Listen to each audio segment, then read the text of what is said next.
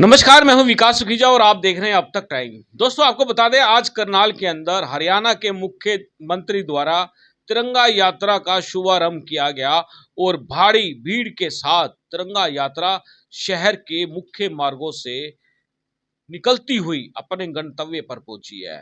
और इसी दौरान हमारे साथ जुड़ चुके हैं कांग्रेस के जिला संयोजक सरदार त्रिलोचन सिंह जी। उनसे जानना चाहेंगे तिरंगा यात्रा के बारे में कि भाजपा ने तो आज तिरंगा यात्रा निकाल दी है, कांग्रेस कब निकालेगी। सीधी बात कर लेते हैं। त्रिलोचन जी, सबसे पहले 15 अगस्त आ चुका है, स्वतंत्रता दिवस आ गया है, क्या कहना चाहेंगे? मैं इस मौके पर आपके चैनल के माध्यम से करनाल निवासियों को, देश और प्रदेश निवासियों को शुभकामनाएं देता हूं। इस इंडिपेंडेंस डे के लिए हमारे पूर्वजों ने, श्री भगत सिंह, राजगुरु सुखदेव, महात्मा गांधी जी ने, सुभाष चंद्र बोस ने, लाला लाजपत राय ने शहादत दे के देश को आज़ाद कराया था। उसी आज़ाद देश का तिरंगा है जिसके बारे में आप बात करने जा रहे हैं। इस देश को एक बनाए रखने के लिए हिंदू, मुस्लिम, सिख, ईसाई सभी भारतीय भाई भाई का जो नारा दिया था श्री भगत सिंह ने, उस नारे के ऊपर चलना चाहिए। आज मौजूदा हालात में उस नारे को खंडित कर दिया गया है। सचेत रहें और 15 अगस्त के में जो कुर्बानियाँ दी है, सभी आपस में भाई भाई मिलकर रहे, देश की एकता अखंडता के लिए हमेशा तत्पर है कुर्बान रहने के लिए। त्रिलोचन जी, आज भाजपा ने करनाल के अंदर तिरंगा यात्रा निकाली है। मुख्यमंत्री जी खास तौर पर पहुंचे हुए थे, इंद्री हलके में भी रहे हैं और जन सुनवाई की है, लोगों की समस्याओं का समाधान किया है, क्या कहना चाहोगे? देखिए, तिरंगा खाली भाजपा का नहीं है, तिरंगा देश के हर उस भारतवासी का है जो भारत के अंदर रहता है। इस देश को आज़ाद कराने के लिए भले ही उस टाइम भाजपा का कोई योगदान ना रहा हो, देश की आज़ादी के लिए हिंदुस्तान के तमाम लोगों के जो जोश था, उस वजह से देश आज़ाद हुआ। आज हम आज़ाद देश के अंदर है। तिरंगा यात्रा दिल से होनी चाहिए, तिरंगा का सम्मान दिल से होना चाहिए, दिखावा के लिए होना चाहिए। तिरंगा बिकना नहीं चाहिए, तिरंगा फ्री में दिया जाना चाहिए। जो घर में लगाना चाहता हो, और तिरंगा देते वक्त मान सम्मान का ध्यान रखना चाहिए। और तिरंगे को डिपुओं के माध्यम से 25-25 रुपये का जो बेचा जा रहा है, इस तिरंगे का अपमान है। ये बात तो क्लियर हो चुकी है, बेचा नहीं जा रहा है, बेचा जा रहा है। ये कन्फर्म हो गया आपको? हाँ, मेरे डिपुओं के माध्यम से 25 रुपये का झंडा का रेट है। जो मर्जी अभी आप जा सकते हो, किसी भी डिपो में जाकर झंडा ले सकते हो। दूसरी, झंडा बेचा जा रहा है, डंडा कौन दे रहा है? डंडा तो जो खरीदेगा वो लेगा, लेकिन बड़े सारे पड़े बच जाते हैं, जो नहीं बिकते लोग जाके घरों में रख देते हैं, कोई मजबूरी से ले जाते हैं। लेकिन झंडा तो वैसी को लेना चाहिए जिसने अपने घर पे सुशोभित करना हो, लगाना हो और मान सम्मान से कराना हो। इसकी प्रतिक्रिया होती है, ये नहीं एक हाथ से पकड़ा जाकर ठोक दिया। झंडा रिसीव भी ढंग से करना चाहिए, झंडा देना भी ढंग से जाना चाहिए। झंडे का मान सम्मान नाम से तो लोग कर रहे हैं, लेकिन झंडे का मान सम्मान जो है वो प्रॉपर ढंग से नहीं हो रहा। चलिए, एक अपील कर देते हैं दोस्तों, हम त्रिलोचन जी मेरे साथ जुड़े हुए हैं और अपील ये है कि आपका तिरंगा झंडा जब 2-4 दिन पुराना हो जाए, फटने से पहले आपको लगे कंडीशन खराब हो रही है, तो मान सम्मान के साथ आप तिरंगे को उतार कर अपने पास संभाल के रख लें, ताकि तिरंगे का अपमान ना हो। आप मेरी इस बात से सहमत हैं? यही प्रतिक्रिया है, यही झंडे का मान सम्मान है। झंडा 2 या 3 दिन के बाद जब मैला होना लगे, धुंधला होना लगे, उसको उतार लेना चाहिए।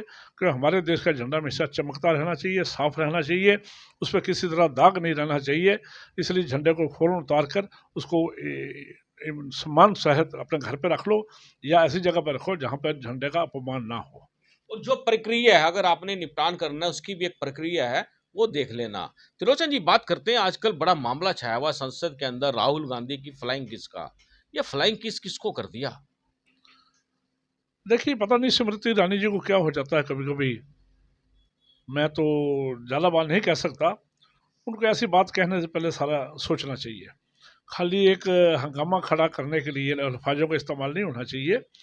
राहुल गांधी जिसने देश के एक कोने से लेकर दूसरे कोने तक भारत जोड़ो यात्रा की, उसके रास्ते में लाखों बहनों ने, भाइयों ने, लाखों महिलाओं ने, लाखों बच्चियों ने उसको तो प्यार दिया। लाखों लोग उसके साथ खड़े रहे, लाखों लोगों ने उसे सेल्फियाँ खिंचाई। किसी ने ऐसा शब्द नहीं कहा जो एक संसद के अंदर स्मृति ईरानी जी ने बोलकर एक हंगामा खड़ा किया।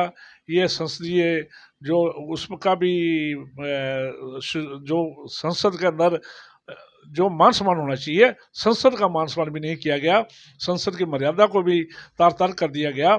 लेकिन जब बिना प्रूफ के ऐसी बात कह देना शोभनीय है स्मृति ईरानी जी के लिए, और नरेंद्र मोदी जी को भी ये इसमें संज्ञान लेना चाहिए भी ऐसे दोबारा से बात ना की जाए कि वो राहुल गांधी उस माँ के बेटे हैं जिसके पति ने देश की एकता अखंडता के लिए अपने प्राण त्यागे हैं, जिसकी सास ने देश की राहुल की दादी ने राहुल की दादी ने नहीं, राहुल की माँ ऐसा बेटा है जिसके पति ने, राहुल का पिता हो गया ना, उसकी माँ का फादर कहते हैं ना, उसके आगे सास होगी इंदिरा गांधी जी ने देश की एकता अखंडता के लिए अपने प्राण दिए है, लेकिन देश को टूटने नहीं दिया।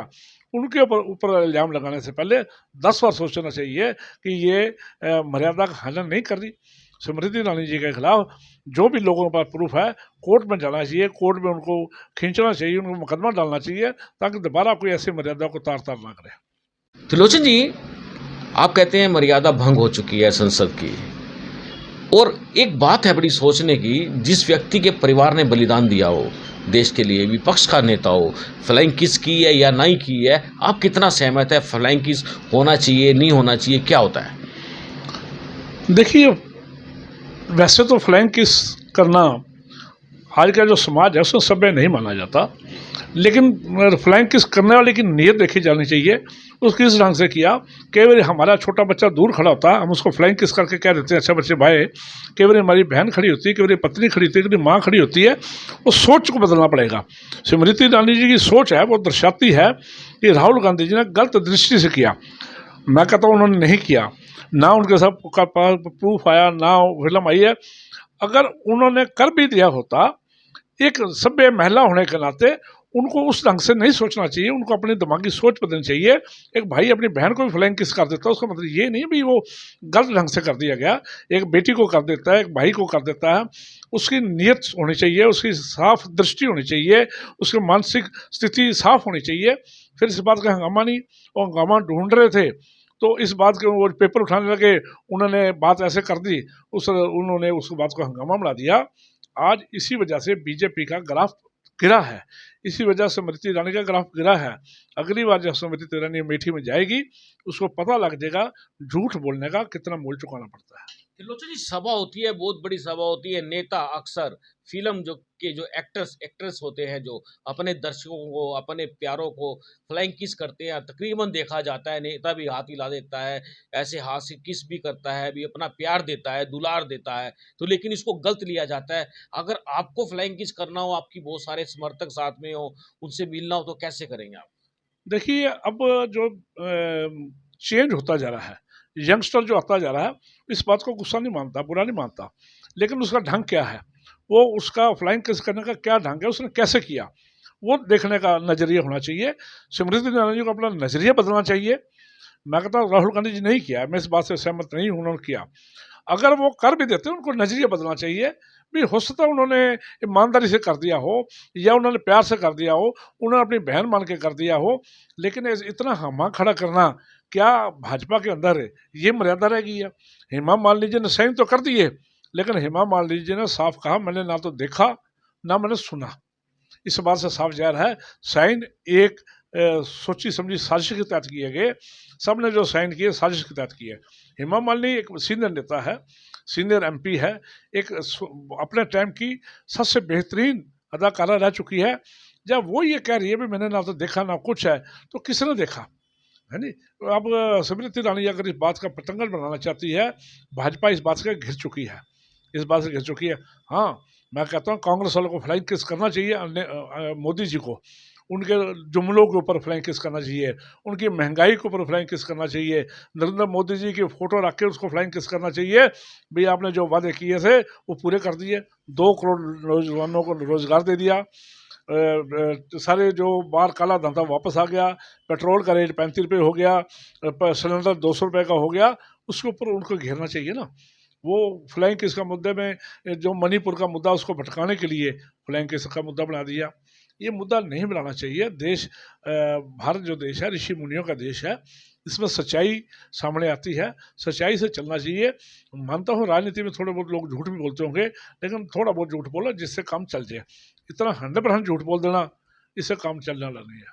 तो आपको क्या लगता है, जैसे आप मान लो आपकी सभा है, बहुत सारे लोग आ रहे हैं, आपके मिलने वाले हैं, प्रेमी हैं, आप फ्लाइंग किस करना चाहोगे उनको? नहीं, वो हालात देख के होता है भी, बहुत सारे लोग हैं हाथ नहीं मिला सकते मान लो, तो उनको फ्लाइंग किस कर दिया, भी सबका धन्यवाद कर दिया, अभिनंदन कर दिया, वो अलग सोच है। मतलब एक सब मैसेज है दिल से प्यार का।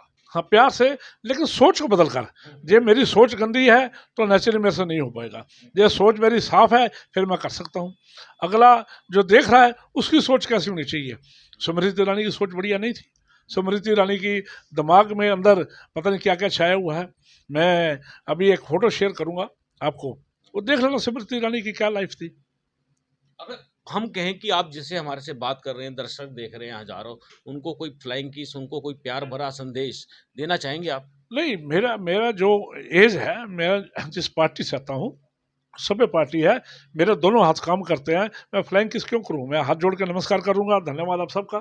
अगर मेरा एक हाथ में कोई चीज़ है, एक हाथ खाली नहीं, एक हाथ खाली है तो उसका मैं कर दूं फ्लाइंग किस, लेकिन मेरे दोनों हाथ खाली भी हैं और दोनों हाथ ठीक हैं, तो इसलिए मैं नमस्कार करूंगा, सत श्री अकाल करूंगा, आदाब करूंगा, क्यों करूंगा फ्लाइंग किस। वो तो एक होता भी बड़ी ज़्यादा भीड़ है, सबको नमस्ते करेंगे, हाथ हिला दिया, किसी को कर दिया, इसको सीरियस नहीं लेना चाहिए, इसको गंभीरता से नहीं लेना चाहिए, और खासकर स्मृति ईरानी को गंभीरता से नहीं लेना चाहिए। फिर किसको लेना चाहिए गंभीरता से? राहुल गांधी को गंभीरता से लेना चाहिए। राहुल गांधी ईमानदारी से बात करते हैं, राहुल गांधी देश की बात करते हैं, राहुल गांधी गरीब की मजदूर की बात करते हैं, राहुल गांधी हिंदुस्तान के हर मतदाता की बात करते हैं, राहुल गांधी जी मणिपुर के ऊपर बोले, राहुल गांधी नौ के ऊपर ध्यान रखते हैं, मोदी जी 2 घंटे के भाषण में सिर्फ 2 मिनट बोले मणिपुर पे, और राहुल गांधी जी ने पैदल यात्रा करके बहुत सीख लिया, पहले बड़े थे और ज़्यादा कुछ सीख लिया। इसलिए राहुल गांधी बड़े सीरियस नेता हैं। आने वाले जो 2024 में हिंदुस्तान के लोग चाहेंगे भी ऐसा प्रधानमंत्री हो जो मन की बात करे, खुली बात करे, लेकिन मन साफ करके बात करे। लोचन जी, आज तिरंगा यात्रा निकली, आपने भी देखी है, आप भी कहीं लुक छुप के देख रहे थे, क्या लगा तिरंगा यात्रा के बारे में, क्या कहना चाहेंगे? नहीं, लुक छुप के नहीं, मेरे ऑफिस के आगे से निकली थी, मैं देख रहा था संजय भाटिया जी खड़े झंडा लगा रहे थे, क्योंकि उन्होंने कैप डाल रखी थी, हमारे को पहचान में नहीं संजय भाटिया कौन है। वो आपके पत्रकार खड़े थे, कहते संजय भाटिया, सीएम सब नहीं थे उसमें, तो 500-400 लोग थे। मैं निकली है, लेकिन तिरंगा यात्रा जब मुख्यमंत्री महोदय करनाल में आए थे तो कम से कम 3 या 4 घंटे करनाल के लोगों को देते, सारे शहर में निकलते, जो उनका रूट था उस रूट पे आए नहीं, आधे रास्ते में वो चले गए। और तिरंगा लेने का ढंग, तिरंगा देने का ढंग अभी उनको सीखना चाहिए। मैं मानता हूँ आरएसएस में उन्होंने बड़ा सीखा होगा, लेकिन जो भारत का तिरंगा है उसको कैसे लेना चाहिए और कैसे आगे सुपुर्द करना चाहिए वो भी सीखना पड़ेगा। त्रिलोचन जी, आप कितने तिरंगे वितरित कर रहे हैं इस बार स्वतंत्रता दिवस पे? देखिए, हमने जो जिसने मांगा उसके घर जाकर दे के आए, वो लगाएंगे। मैं खुद लगाया, आज नया झंडा पहले लगा हुआ था, आज नया लगाया है, और बहुत सारे साथी हैं जिनके घर में कल में झंडे लगाएंगे हम। त्रिलोचन, करनाल के बारे में कुछ कहना चाहेंगे? करनाल ईमानदार लोगों का शहर है। पिछले 9 साल से बड़ी गंभीरता से करनाल के लोग देख रहे हैं भी उनकी हर बात को नज़रअंदाज किया गया। हमने विधायक चुना था जो दुख और सुख में शामिल हो। मुख्यमंत्री महोदय किसी दुख और सुख में शामिल नहीं हो सकते और भ्रष्टाचार का बोलबाला है। और करनाल जो है सीएम सिटी, क्राइम सिटी बन चुका है। ये 2 बातें हम पहले भी कहते आ रहे हैं, आज भी कह रहे हैं। ये हरियाणा करनाल के लोग देख रहे हैं कि किस तरीके हमारा बचाव हो अगर 2024 में। चलिए, आपने मुझसे बात किया, बहुत धन्यवाद। धन्यवाद, धन्यवाद सुखीजा जी, आपका सहयोग, आपका प्यार, आपका धन्यवाद। लोग आपको पसंद करते हैं क्योंकि आप हर वो मुद्दा उठाते हैं गंभीरता से जिसकी लोगों को तलाश रहती है। बिल्कुल दोस्तों, आपको बता दें ये त्रिलोचन सिंह थे और आपको बता देते हैं कि जो मुद्दा उठाते हैं गंभीरता से उठाते हैं, बहुत से मुद्दे उठाने वाले हैं। आप अब तक टाइम्स को फॉलो करते, शेयर कर दें, हमारी वेबसाइट पे भी जाकर उसको स्वीकार कर ले और हमारे साथ जुड़े रहें, क्योंकि हम आपको लगातार नए से नए चटकारे दिखाने जा रहे हैं। अब हम जैसे जैसे राजनीति का माहौल गर्म होगा वैसे वैसे राजनीति से जुड़ी हर खबर आप तक पहुंचाएंगे। आप देख रहे हैं अब तक टाइम्स में, हूं विकास सुखीजा अपने साथी रिके निषाद के साथ। नमस्कार, जय हिंद, जय भारत।